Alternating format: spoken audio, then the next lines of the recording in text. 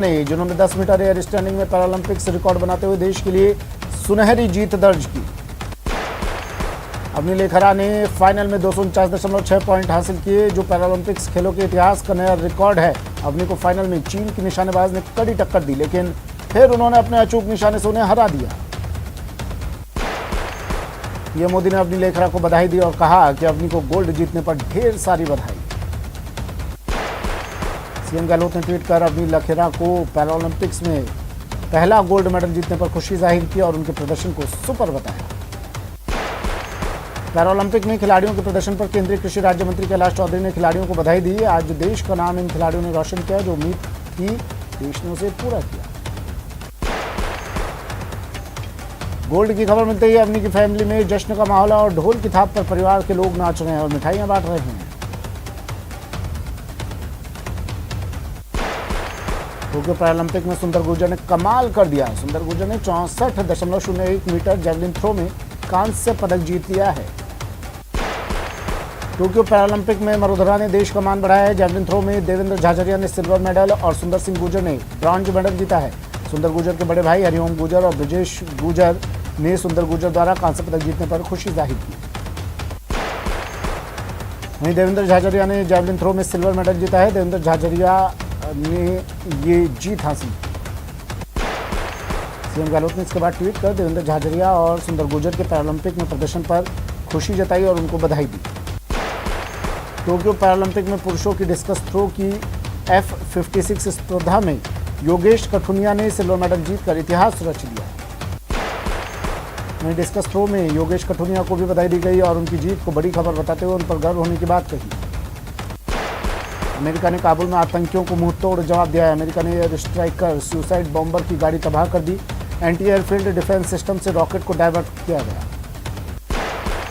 अफगानिस्तान छोड़ने से पहले अमेरिका एक्शन में आया। काबुल में ISIS के आतंकियों पर रॉकेट से हमला, ड्रोन के जरिए कार्रवाई की गई। अमेरिकी फौज ने विस्फोटकों से भरे वाहन को निशाना बनाया। काबुल के एक पॉश इलाके में एक मकान को अमेरिकी सेना ने निशाना बनाया। रॉकेट हमले के बाद अफरा तफरी मच गई।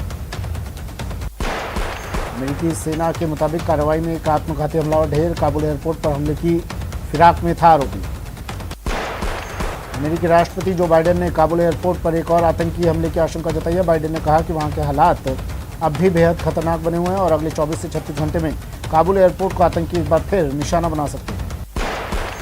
काबुल में 20 से ज़्यादा भारतीय नागरिक फंसे हुए हैं। भारतीय लोगों को निकालने के लिए वायुसेना के विशेष विमान का भी अभी संचालन नहीं हो पा रहा है। फिलहाल सुरक्षा को लेकर खतरे के बीच इंडियन एयरफोर्स का विमान काबुल एयरपोर्ट पर नहीं उतारा जा रहा है। अमेरिका और गठबंधन बलों ने काबुल एयरपोर्ट के 3 फाटकों का नियंत्रण तालिबान को सौंप दिया। एक अधिकारी ने स्थानीय मीडिया को इसकी जानकारी दी।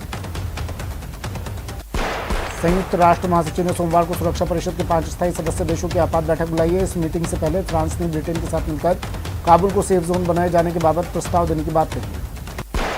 केंद्रीय रक्षा मंत्री राजनाथ सिंह ने तमिलनाडु के ऊटी में Wellington defence service staff college के छात्रों को संबोधित किया।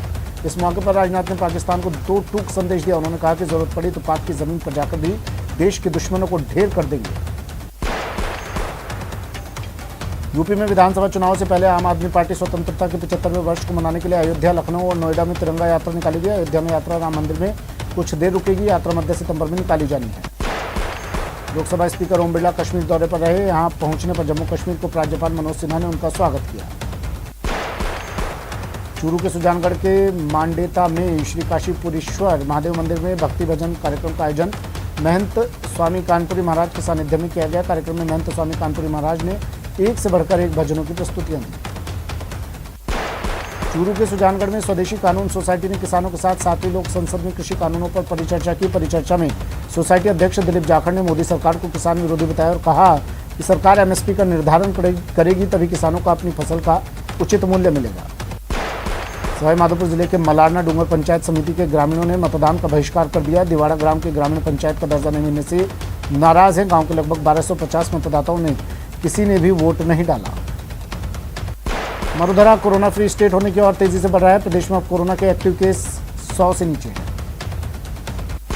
अनलॉक के बीच देश के कई हिस्सों में 1 सितंबर से स्कूल खोले जाने को लेकर मेदांता के चेयरमैन डॉक्टर नरेश त्रिहन ने चिंता जाहिर की। उन्होंने कहा कि भारत में बच्चों को कोरोना की वैक्सीन नहीं दी गई है। अगर बड़ी तादाद में बच्चे बीमार पड़े तो उनकी देखभाल के लिए हमारे पास अच्छी सुविधाएं नहीं है। राज्य स्तरीय प्रतियोगिता 29 से जम्मू में शुरू हो चुके मार्शल आर्ट और स्पोर्ट्स इवेंट में बच्चे भाग ले रहे हैं।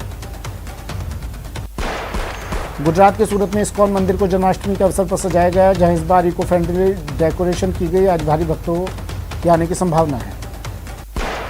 श्री कृष्ण जन्माष्टमी को लेकर बाजार सजे हुए हैं और दुकानों पर कृष्ण जी की ड्रेस और मूर्तियों की बिक्री जोरों पर हो रही है। श्री कृष्ण जन्माष्टमी के अवसर पर मथुरा के कृष्ण जन्मस्थान मंदिर में सुबह की आरती की गई। नोएडा के इस्कॉन मंदिर में श्री कृष्ण जन्माष्टमी समारोह के अवसर पर सुबह सुबह भक्तों ने हरे कृष्ण की धुन पर नृत्य किया। नाथद्वारा मंदिर मंडल कर्मचारी संघ की नवगठित कार्यकारिणी का शपथ ग्रहण समारोह तिलकायत पुत्र गोस्वामी विशाल बाबा के मुख्य आतिथ्य में आयोजित किया गया। जन्माष्टमी का पर्व है, आज देश भर में मनाया जा रहा है। केवल सीकर के खंडेला में बांके बिहारी जी मंदिर में आज जन्माष्टमी पर्व मनाया जा रहा है। मंदिर में आज के दिन भगवान बिहारी जी की मूर्ति को 108 प्रकार की विशेष जड़ी बूटियों से वैदिक मंत्रों के उच्चारण के साथ स्नान करवाया जाता है। भीलवाड़ा के 2000 साल पुराने कोटड़ी श्याम मंदिर में भी सोमवार सुबह से पूजा अर्चना शुरू हो चुकी है।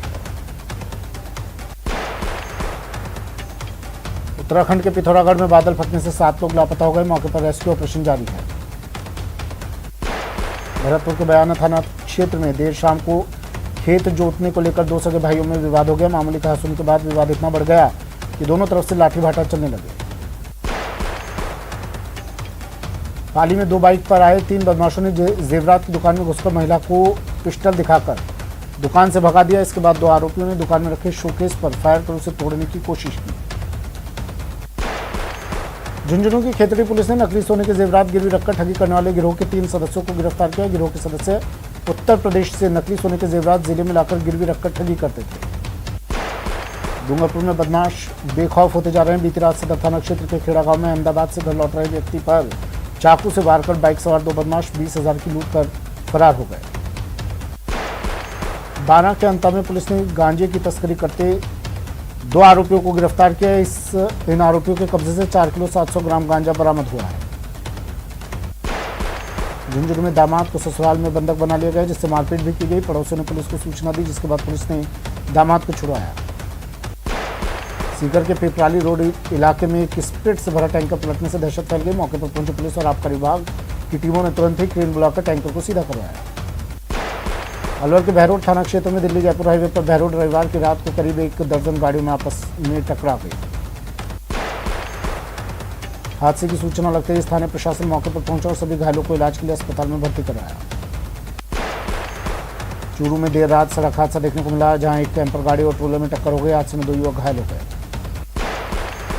बारा के जलवाड़ा के पास पार्वती नदी पर देंगनी पुलिया पर जान जोखिम में डालकर पार करते तेज बहाव में बाइक फिसलने से 2 बाइक सवार युवक बह गए।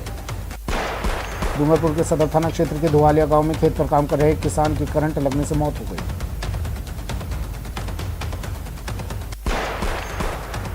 कोटा रेल मंडल के कर्मचारी देशबंधु पांडे को केबीसी में जाना महंगा पड़ गया। रेलवे प्रशासन ने देशबंधु पांडे को चार्जशीट थमा दी, साथ ही 3 साल के लिए उनकी वेतन वृद्धि को भी रोक दिया।